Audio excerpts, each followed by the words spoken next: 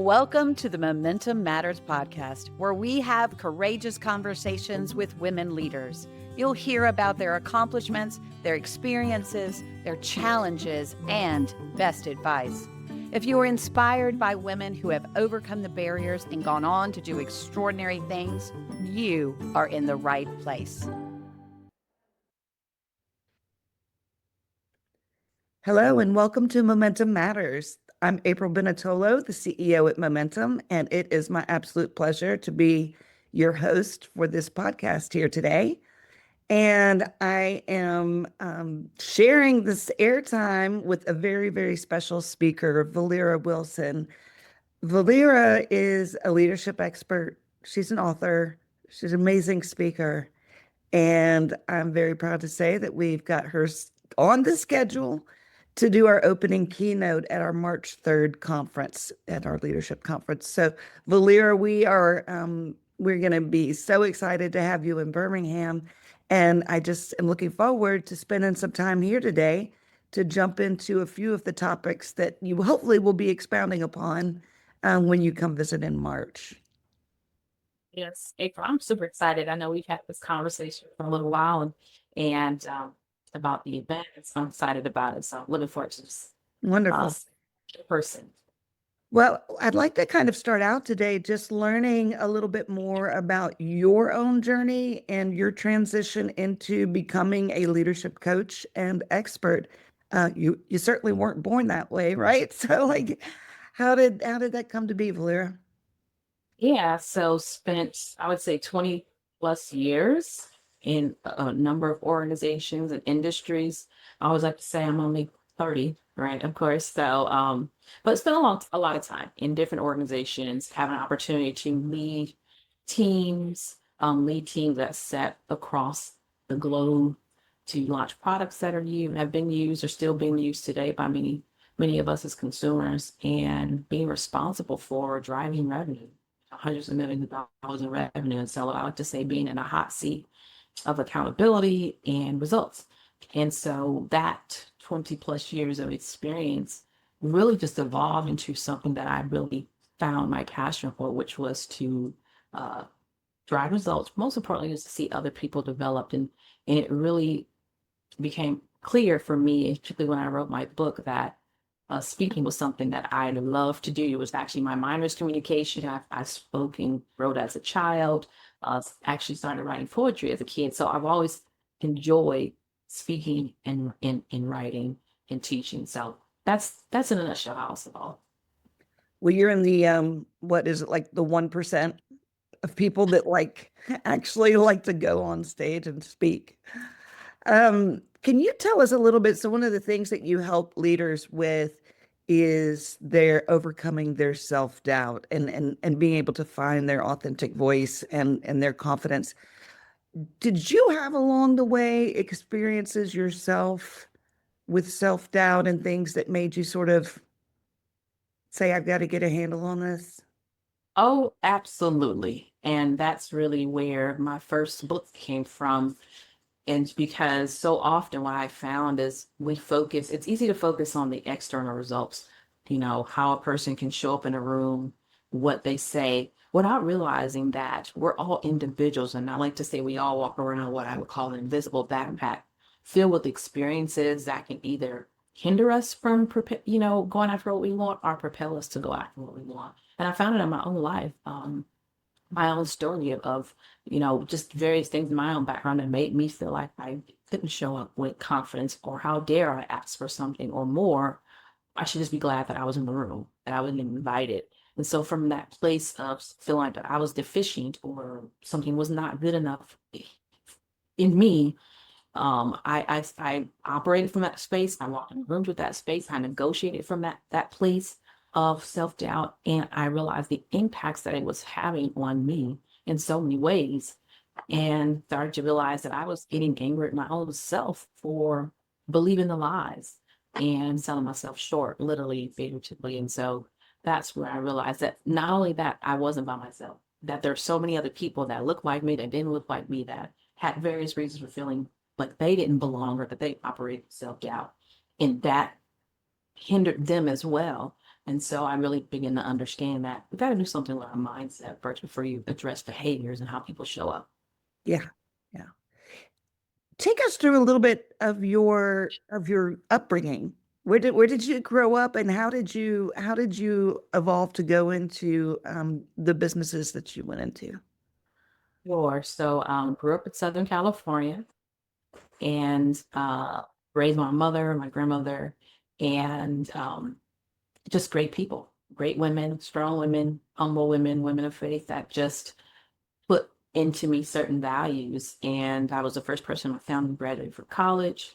And which a lot of that had to do with how I felt when I showed up into the workplace. Um, but yeah, that was my upbringing. And a lot of times when I'm on stage, even today, I feel like I'm paying homage to those women that were so powerful and influential, still are in my life. Did Um, you go to school on the West Coast as well? did I did. I am a Trojan, USC Trojan. If anybody else from the West Coast. So when people say USC in Georgia now, it's like South Carolina, right? Like not the other USC. And other side, other side. Um, okay, wonderful. Well, I know one of the things that you speak a lot about is on how leaders can become more effective communicators. And so what are some of the key takeaways that you might can leave some of our listeners with on how to even analyze their communication, asking for that feedback and ways that they can actively improve?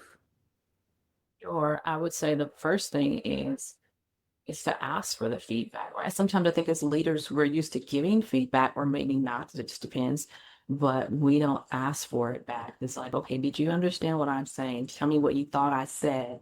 What can I be saying different or better for more? Where do you need clarity?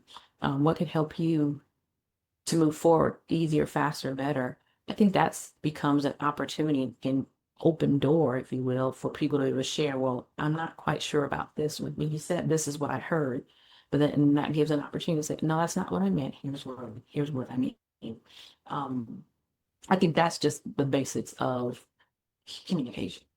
And then sometimes I think as leaders, as I said, we're used to delivering it, but we're not used to getting it back. And so being able to take it and refine it and revisit what was said and adjust. And I would say, particularly as we think about where the times that we're in now, talking about a lot of change for a lot of organizations and leaders, is to be hyper communicative. Like, don't assume anything, give people information just to make sure that you're bridging the gap as often as you can. Hmm.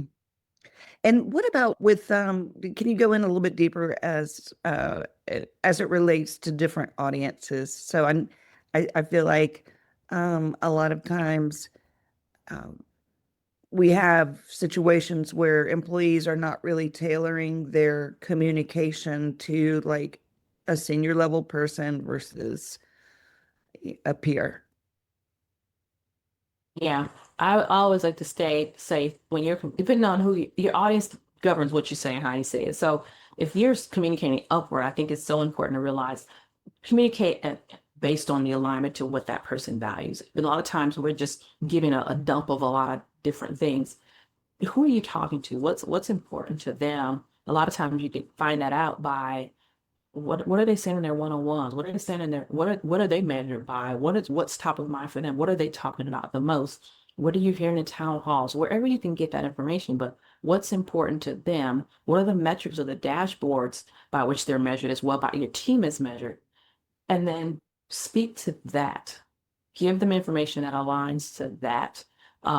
And then get to the point, cut the fluff and talk about what it is that's important to them. A lot of times when I do training, I talk about a framework for doing exactly that, that is really aligned to what they want to hear, cut the fluff, and then ask, well, would you like for more information? What else would you like to know? And that can help with getting straight to the point because oftentimes when you're talking to senior leaders, they're getting information from so many different places. You need to just give it to them straight so that they can hear it, digest it, make decisions and respond. And then whatever else information they need, they'll ask for. That's right. And what about with the peers? How's it different for them? Sure, when you're talking with peers, it's what are we working on together as it relates to the organization. So, okay, I'm working on this piece, you're working on this piece. Where's the interlock, or where are the gaps? I've been in situations where it became incredibly important to align with my peers, probably more so than it before I align with the leader, because the leader was expecting me to align with my peers first. And so it became important to spend a lot of time talking about the process and logistics and alignment between ourselves, whether individually or with teams, so that by the time we got to the leader, we had a uniform front. Yeah, we've already talked about this. Yes, we've already discussed this, and this is where we believe we should go, and this is the direction we should go. And then that became, again, easier for that leader to say, okay, yeah, that makes sense, or no, let's change this part. But on the back end, my peer had already done the work to just align on, to reduce some of that friction. Hmm. And you coach both men and women, is that correct? I would say I train. There's a distinction there. I would like to be clear. I'm not an individual coach at this time of season. But I do train men. Yes. Mhm. And so that said, and thank you for that distinction. Are there differences that you've noticed in the way women communicate or ask for, give and receive feedback than men? I would say to some degree, yes. And it's not all bad. I think sometimes there's a notion of the way women communicate is bad, the way that men communicate is better. I really believe it's situational. You got to think about the net effect and outcome. So oftentimes when I'm talking to women about, the way they communicate, a lot of times they already have the answer, but maybe they're not really quite that sure about it.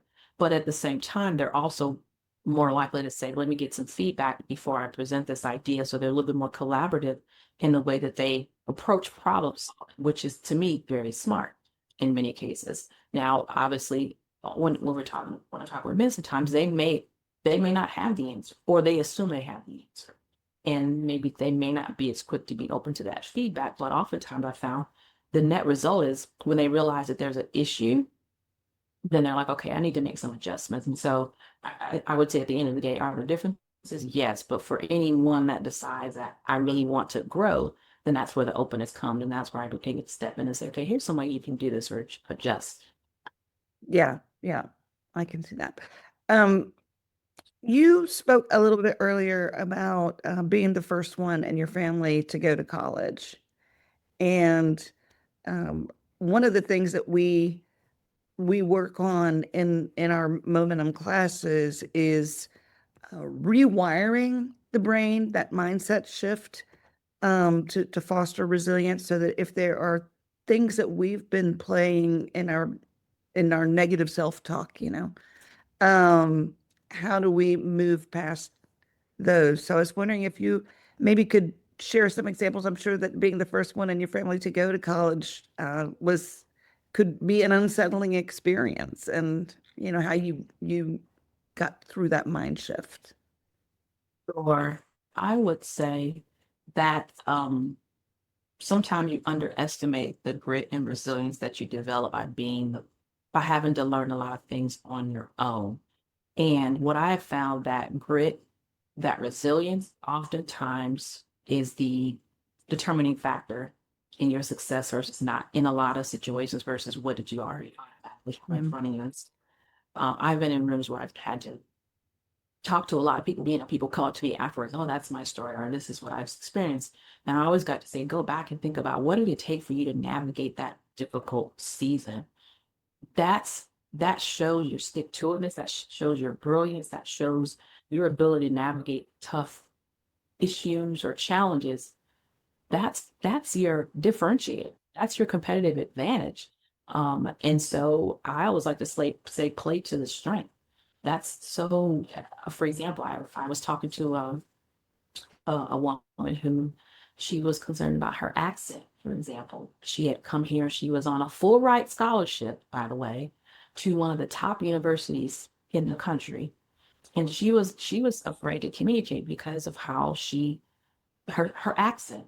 And I had to pause it for a moment. Wait a minute, did you just say you were in a full ride for a master's degree program for a top university in the US, and this is not your first language, hear that for a moment. How much skill and brilliance and academic excellence would it take for that to be the situation, for you to be here? And so sometimes I think we forget that all the things that we've done or navigated through says that we're more than qualified to be in the names of grant. And so my desire is always to remind people of that it's proof that you're supposed to be here, because it's easy to be in a place where it was handed to you, but for you to be in a room when it wasn't handed to you, when you had to work at your heart, says a lot about you. Don't discount that. It is your differentiator. Play to that strength. Mhm. How would you encourage, or do you have any particular tools you like to recommend to encourage women to um, uncover those strengths and really become self-aware of where those strong suits are? Sure. There are very many technical ways you can do that from a leadership perspective, but I always like to say the first place to start is with you. I always like to do it inventory check. I call it taking a trip down memory lane in my book. The moments that sometimes we'll be like, oh, that was nothing. Oh, that was nothing. Oh, that was nothing. We just skip right past them. Take that trip. Walk down those moments in which you overcame A, B, C, D, E, F, G, all the way to Z. And you'll start to build a benchmark of, or a list of, oh, wow, that was tough, and I overcame that. And it starts to build this recall in your mind of all the moments in which you showed up and came out strong. And that in and of itself, when you start to do that work, when those moments in which you start to doubt yourself, you can bring that back forward and say, oh, no, I've been through this before. It may have looked different, but I've been through this and I overcame it.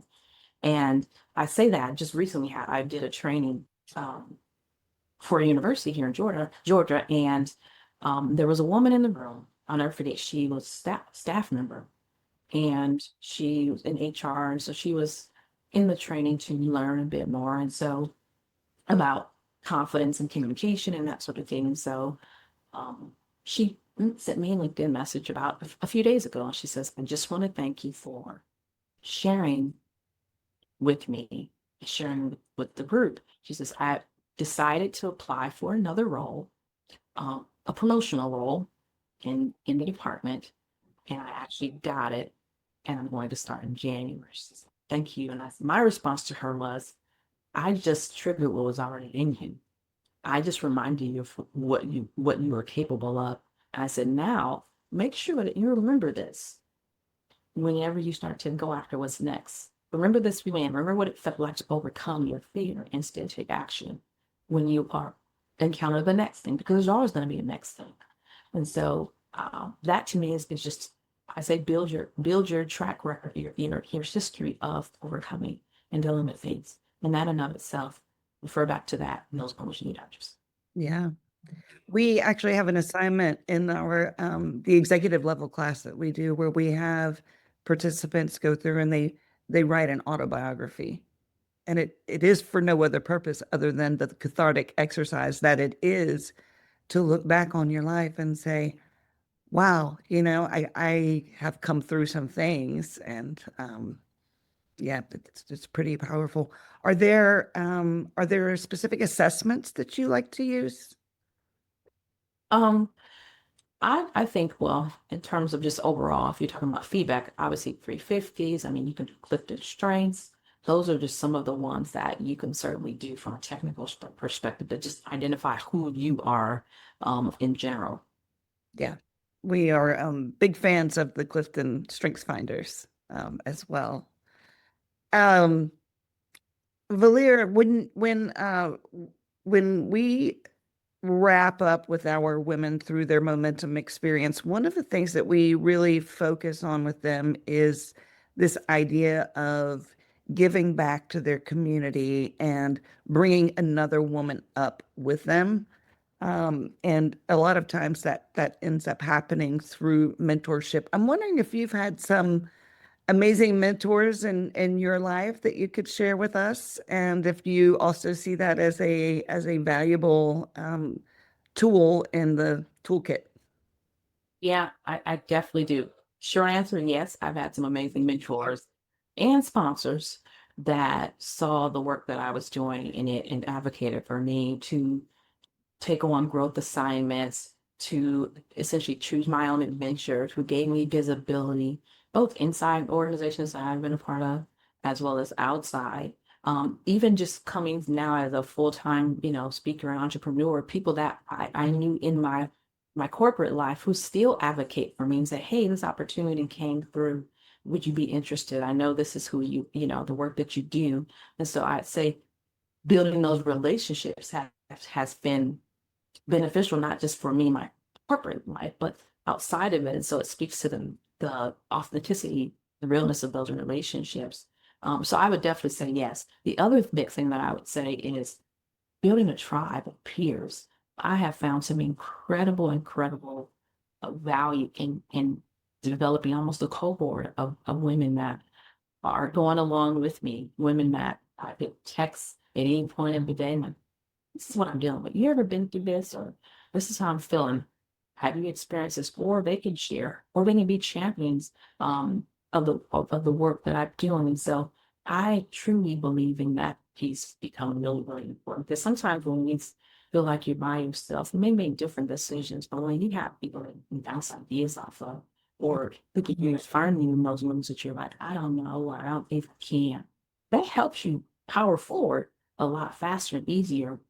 And then to take it a step further, not just being mentored, but mentoring someone else becomes really important. So are we giving back time into others that can't offer you anything? I think that becomes a cycle that's also important for me personally. So whether it be mentoring in professional associations, people that are in college, or mentoring young girls, that's a particularly thing that's important to me.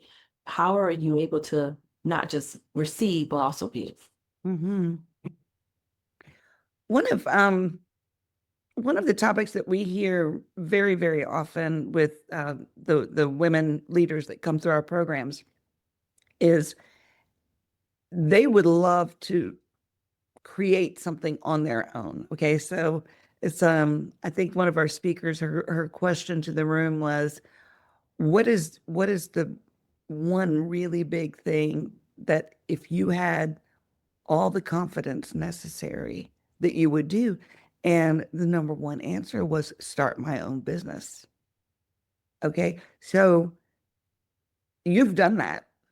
You've left the corporate world. You are an entrepreneur. And how how did you come to take that leap of faith?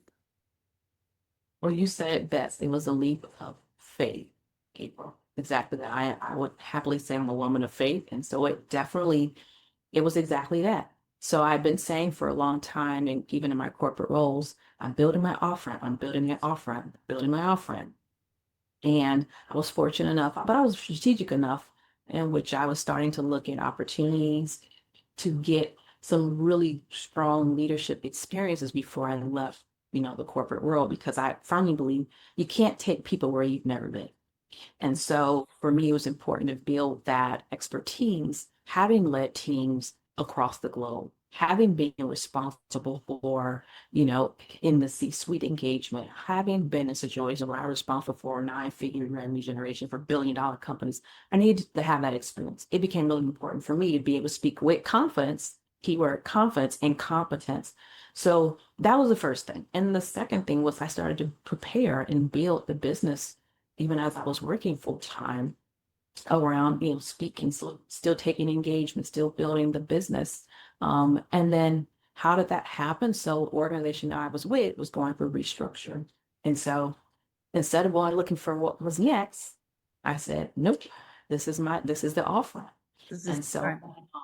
this was the time. And it's quite tempting, of course, because when you think about, that golden salary that was quite appealing.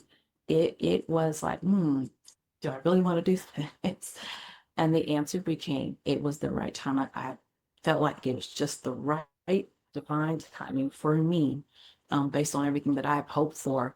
Not only that, to be very thankful to have a supportive husband who was like, this is the thing that you've been saying you wanted to do for some time. I support you in it. Go do it. We'll be fine.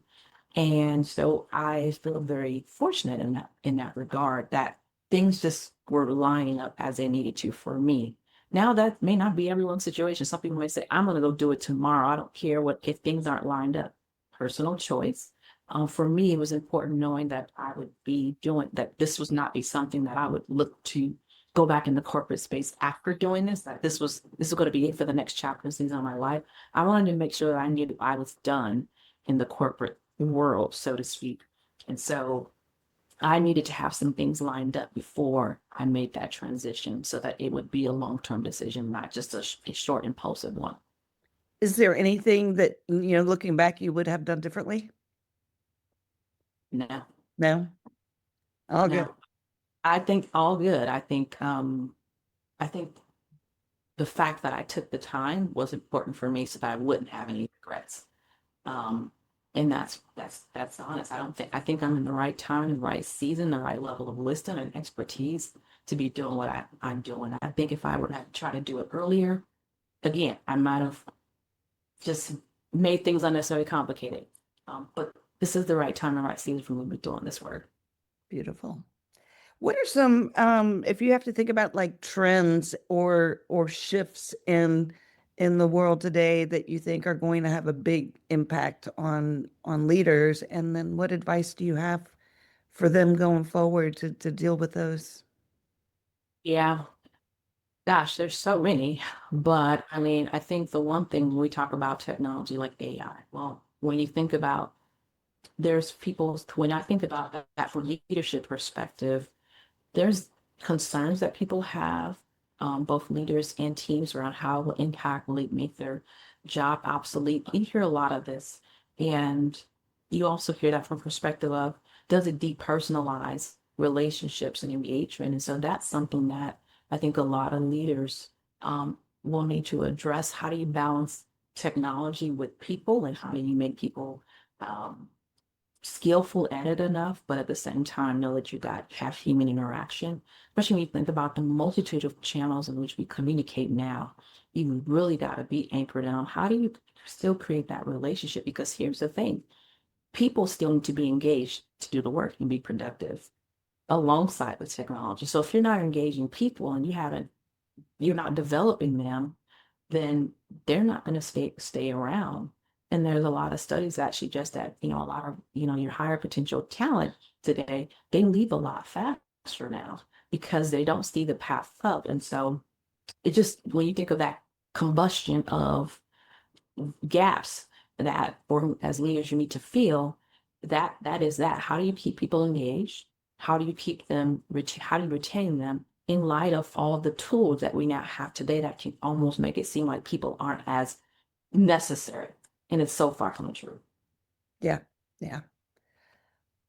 Well, that's about all we have time for today, Valera. I'm looking very much forward to continuing the conversations when you come here in March for the conference. And is there any parting words of wisdom you would like to leave with our audience before we wrap up today? Yes, I would say to everyone listening to this that greatness is already inside of you.